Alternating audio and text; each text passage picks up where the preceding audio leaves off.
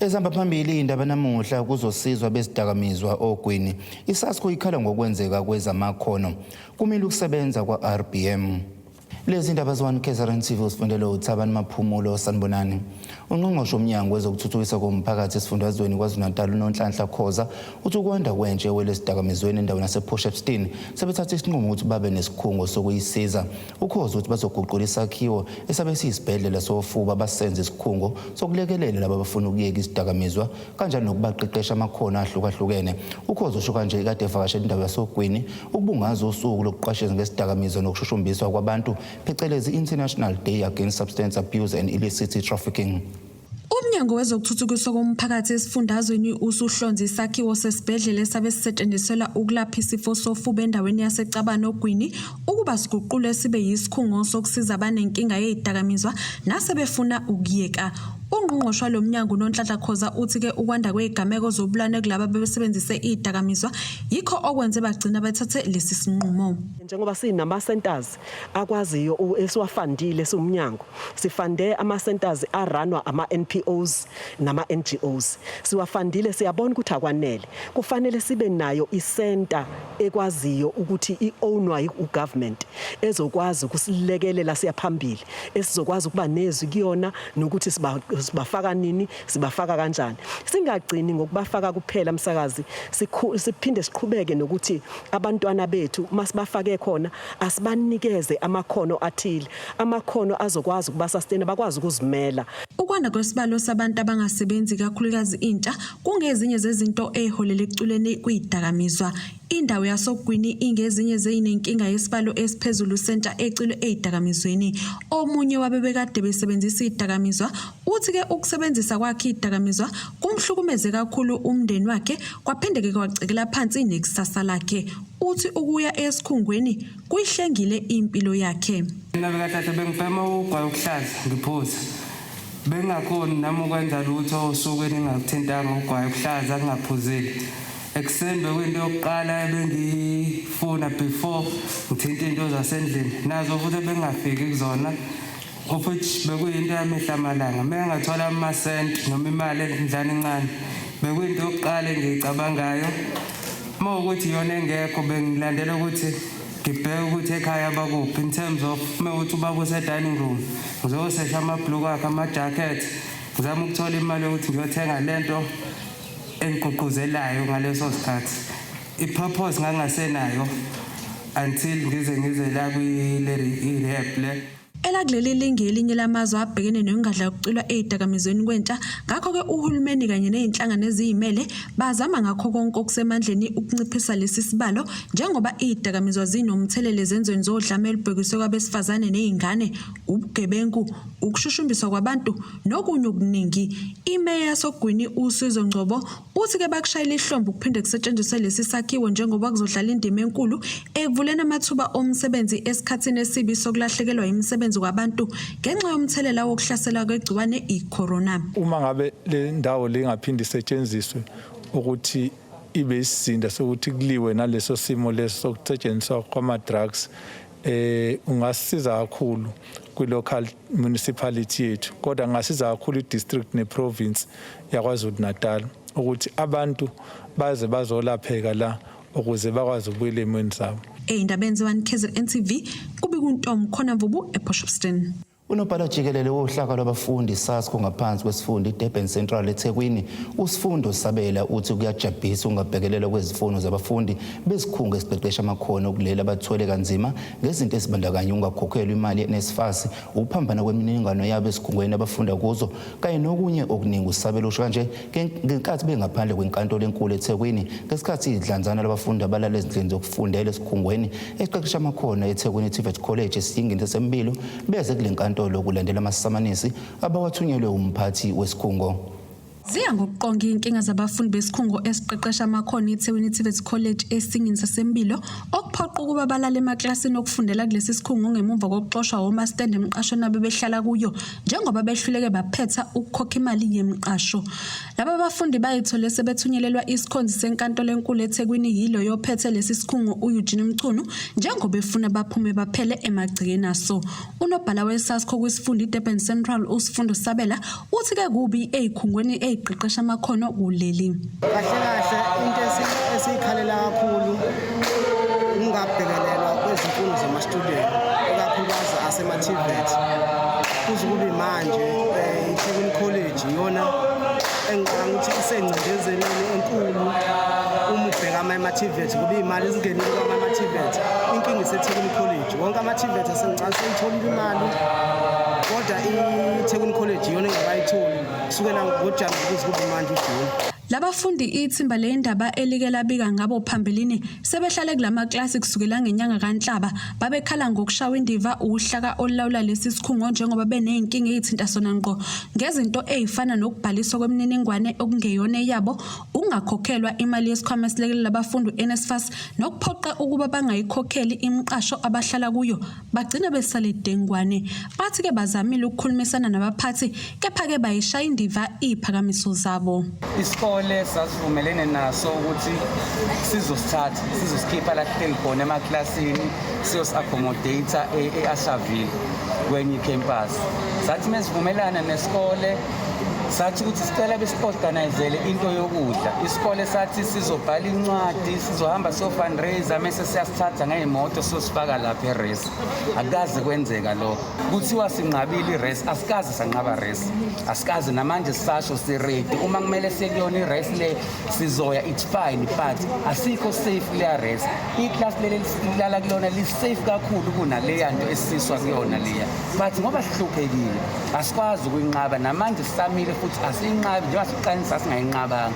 Ophethe kulesi sikhungo uEugene Mchunu uthi ke ikhona imizamo asebeyenzile beyisikhungo njengoba bethumela ithimba eKapa ukuyokwenza uphenyo kepha ke ngenxa yegciwane icorona baphoqelekile ukubasusa abafundi kuleli gumbi abebelala kulo. Njengamanje kune COVID yanyuka.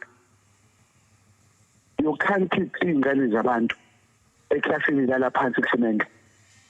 2 Zimixile abafana namantombazane. What if they rape each other? Who is accountable? Number 3, uma kungenzeka kushona ingane eklasini, who is accountable? We have tried to get our parents to our phone. We have discovered ukuthi ezinye zalezingane zizalwa abantu abangekho abangenayo i-financial problem. Either banamatekisi abanye banamabhizinisi abo. Bakhona ke abawu2 or 3 esidiscovered bazalwa ama-pensioners. So to me it looks like there is something else esingayazi not ukuthi ingoba iswele manje. Kumina ithe ayifuna uke-rest ngoba i-rest ekude ayikwazi uku-attenda. Kuwena zithi asifuna uke-rest ngoba isimo se-rest asibalungile ukuthi bangahlala kusona. Now kahle bafunana. Eyindabeni ze-1KZNTV kubika uNtomo khona vubungisithi kwini. Umqondisi ophethe enkampanini ezongibizwa phansi RBM ngase-Richards Bay enyakatho nesifundazwe KwaZulu-Natal uVena uthi izigameko zakamuva zokushiswa kwemishini yale nkampani ukubulawa kwesisebenzi kanye nombhikisho womphakathi sekuholele ekutheni bakumise ukusebenza kule nkampani. Uthi uVena ekhuluma nabezindaba uthi ukumiswa kokusebenza kule nkampani kubashaya kakhulu njengoba icisha ifinyelelo kwesigidi ezingama-30 inkence ebalahlekelayo ngosuku. Silokhu ziqhubeke njalo ke izinkinga ezibhekene nenkampani yezongibizwa phansi uRBM engaphandle kwancane kwedolobha iRichards Bay enyakatho nesifundazwe iKwaZulu-Natal.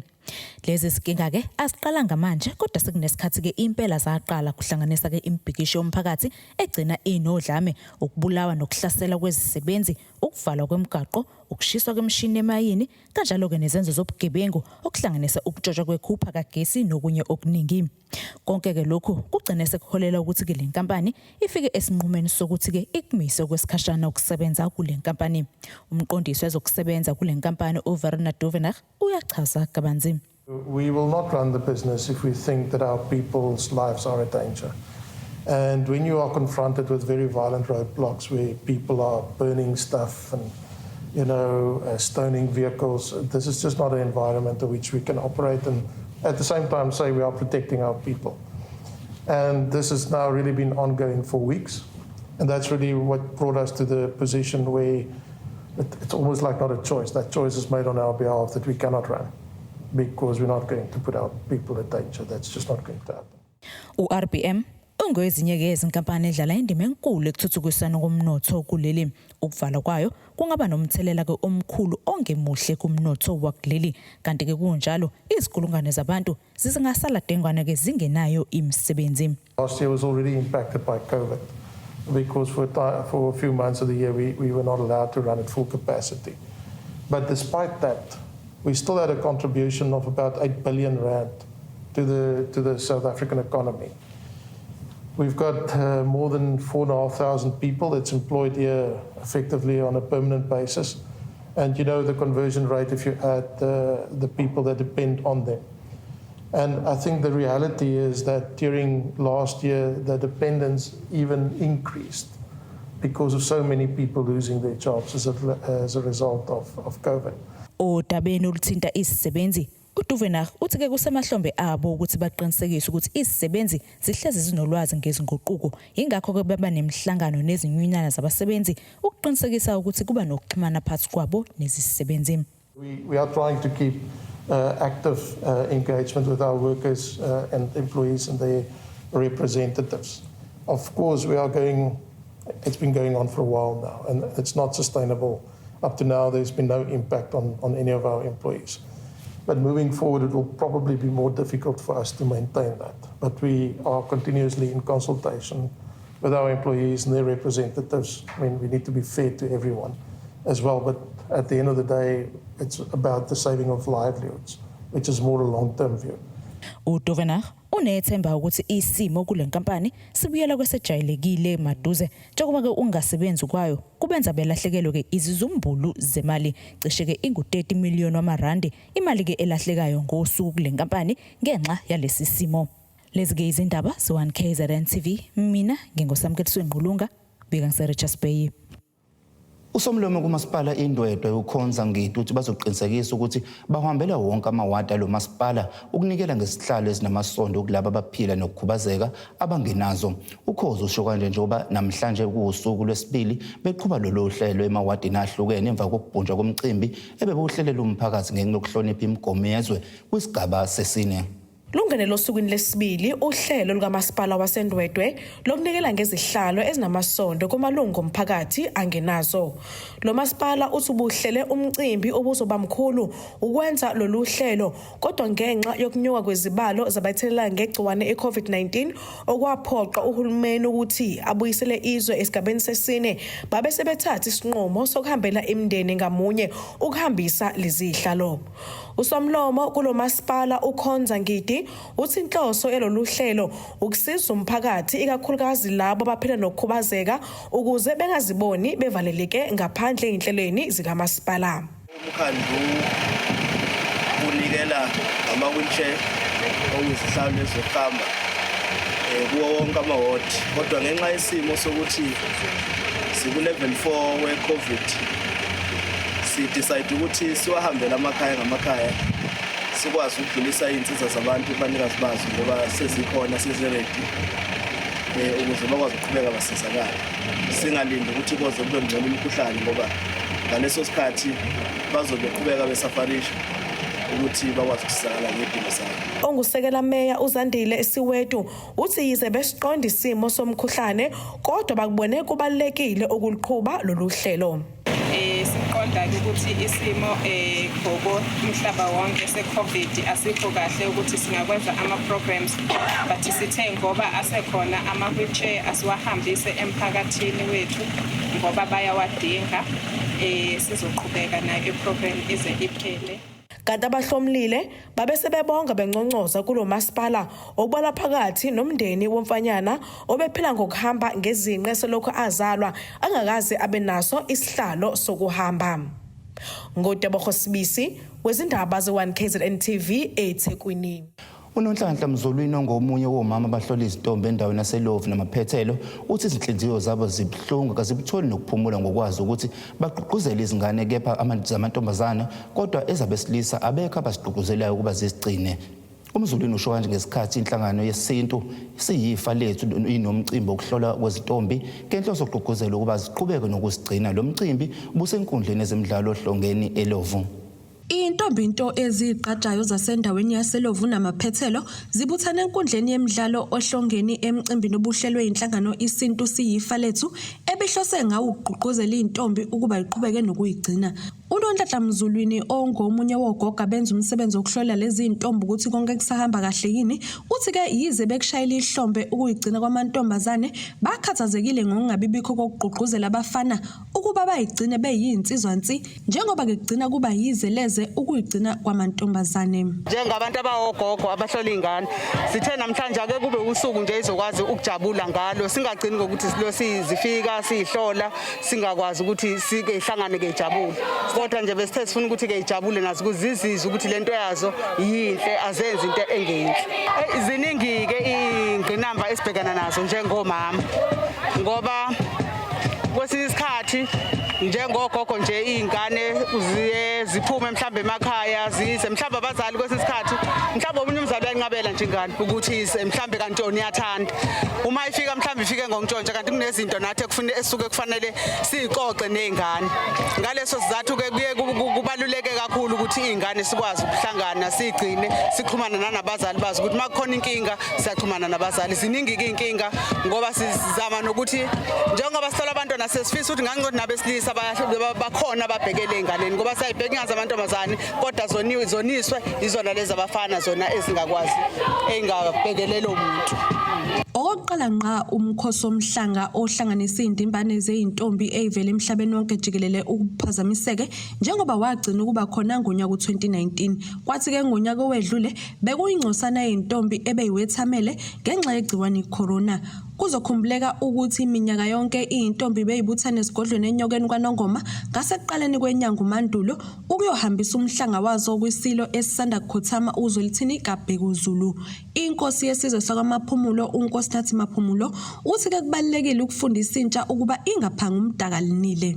Uma ngabe sibiza ngesizwe kodwa singakwenze kufanele masikwenze ukukhulisa izingane nokuzinakekela kuzosobona kwenzeka lezi zinto ezenzeka emazweni esike sikuzwe la emaradiyweni nasekufunde nasemaphepheni izinto ezinyandisayo umzimba ezenziwa abantu abadala bezenza einganeni.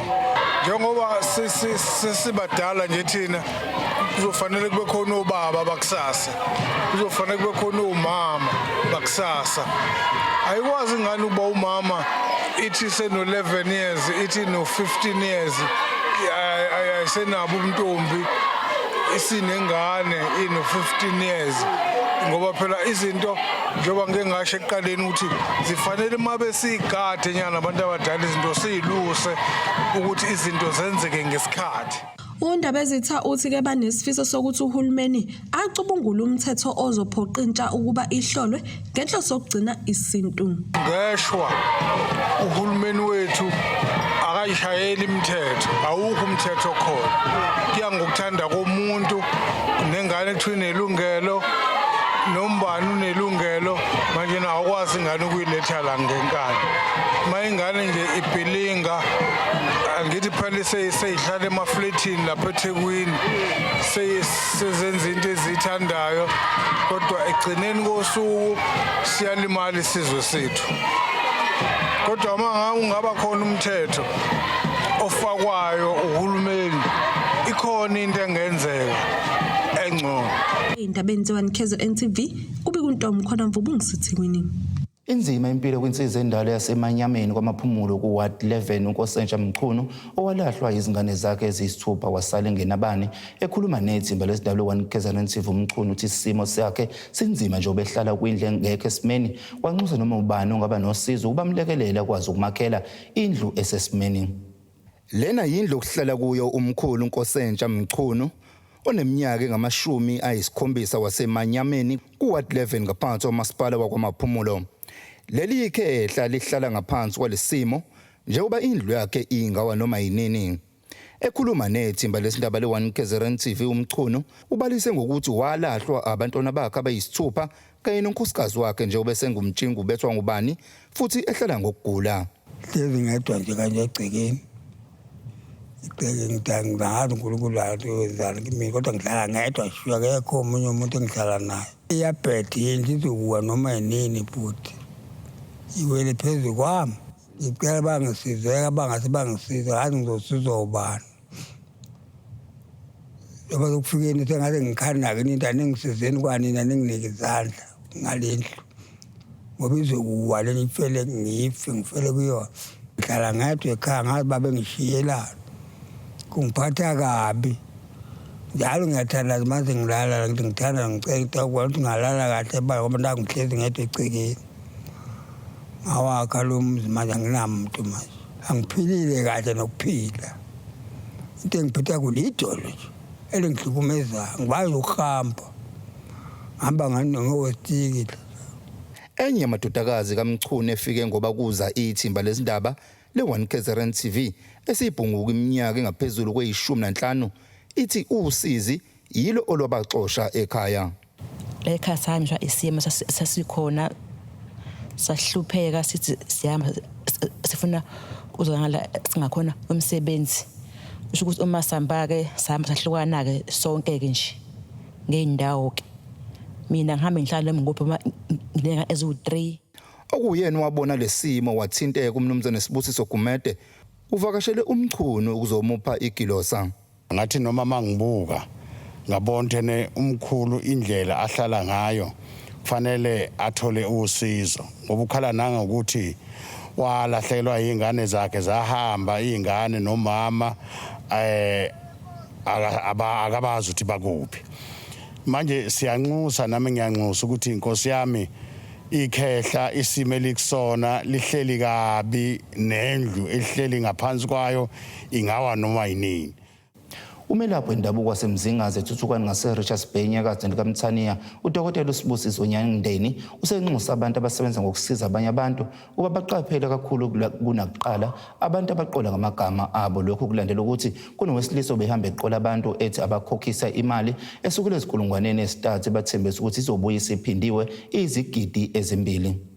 Abelaphi bendabuko baziwa ngeqhaza labo elibalulekile ekwelapheni futhi iningi labantu belazi ukuthi akudlalelwa kubo. Kodwa muva nje ziyanda izigameko zosomathuba asebeqola abantu ngabelaphi asebezakhele igama njengalensizwe yakwaNyandeni okunomlisa ohambe eqola abantu ngegama layo ebathembisa izigidi zamarandi emva kokuntshontshwa kwenombolo yayo yocingo. Kubantu ebefika ethi abafake ama-1000 khona imali ashene account yakhe mas after 30 minutes kuzobe sengena imali o500,000 wasephinda futhi wathi kwabanye mayefaka baboleka imali komashonisa o3000 kuzoba u2 million after 30 minutes izobe singena kwi-account yakhe. No bengasindu mandumane abantu abaningi ngibe sengibabonisa ukuthi cha bengasasimi ngoba nami bengithi mangiyifonela ithi iyona uDr Nyandeni hayi mina ngiyifake. Khona manjalo uNyandeni ube esenxusa noza kwabo ukuba baqaphele kakhulu kunakuqala ngoba baningi osomathuba. Nabanye ababukele emakhaya ngiyacela ukuthi inamba yabo beyishintshele kuma contract bengayenzi be prepaid ngoba yona ngathi inenkinga kakhulu egilamkhuba ziba namandla enqaba kanti maye contract umuntu uzomela eze ne-ID yakhe ku MTN noma ku Vodacom noma ku Telkom. Ngiyanixolisa kakhulu nabafowethu abangabelaphi nabafowethu abangabafundisi nabangosomabhizinisi ngiyacela ukuthi niqaphe igilamkhuba ngoba kusuke sekulandelwa isiphiwo sakho uma bekubona ukuthi usunabalandeli abaningi njengoba ngomlaphi wendabuko bazi ukuthi ngenza izinto zenzeke ngendlela engenza ngayo. Obika indabeni ze-1KZNTV uPhilani Bhengu ngise-Richards Bay. Mbukelo sibheke engosini yezomnotho.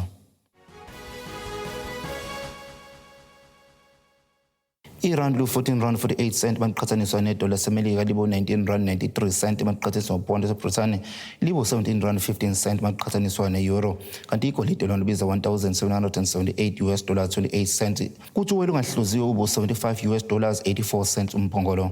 Mbukelo ke sibheke engosini yezemidlalo. Ukhulekani Khumalo ngumsunguli weMakhura Cup uthi lo mncintiswano wezemidlalo uyafisa ukubona ukhula udlalele izigidi futhi uzoqhubeka nokwenza iminyaka yonke. Ukusho lokhu ngenkathi ekhuluma nethimba lesindaba kuqhubeka lo mncintiswano engoleleni emathulini ogwini waseningizimu nelikaMthaniya. iMakhura Cup umcimbi waminyaka yonke lo bekuwokuqala kulonyaka. uMakhura umdlali wasendaweni yasengoleleni abone kukuhle ukuba enze umcimbi wezemidlalo. Lo mcimbi ubuhanjelwe yinkakha kwezemidlalo okubalwa kuwo uJafet Zwane ukuba azohlonza ithalente kubadlali abangenele lo mqhudelwano. Ngikhulume ngancenca ama legend anjengo Jafet Zwane niyamazi kakhulu edlalela iSwalozi waphinde wadlalela iBafana waphinde wayaphesheya ukuthi ngiyacela mfowethu uzongibhekela ukuthi ayikho into ongayibona mhlawumbe sibone ukuthi upholisha kanjani lapha nalapha njengomuntu ohleze exhumana nama club aphezulu. Kanti inkosi yesizwe sasemathulini ithi inethemba ukuba labo abahlonzwe kulo mqhudelwano bazowathola amadlelo alihlaza kwezombhutshuzwano. Sibongeke nalabo abazobheka namhlanje ukuthi bakhona nabantu abangacoshakala ukuze bakwazi ukuyodlala kulama club aphezulu. Yafisa ukuthi ngelinye ilanga osomabhizinisi basondele kakhudlana ababe baningi ukuze ngelinye ilanga kuba ukuthi mekudlalwa kudlalelwa umhlomulo omkhulu okwanamhlanje kudlalelwa imali engango 22,000. Ngibe sengibonga ke kwabo osomabhizinisi abalokhuzile abalula isandla. Kanti abaxhasi bathi bazimisele ukusebenzisana nomphakathi ukuthuthukisa ezemidlalo. Ambukele ke sibheke isimo sezulu esingalindeleke osukwini lakusasa. Empangeni izoshisa likhipha umkhove etsheni amazinga okushisa u13 kuya ku28 degrees eThekwini kwelikaBanana, u16 kuya ku23 degrees eMgungweni Lovendonga Sibovu, 8 kuya ku30 degrees oLundi nakweNongoma ubu13 kuya ku33 degrees eXhobha Mantente, u7 kuya ku28 degrees phethe ngeFriday Filiti, 11 kuya ku28 degrees. Mbukele izingakwe siphathele zona siyithimba lesindaba le1KZNTV, izindaba siphele kuphela isikhathi nisale kahle.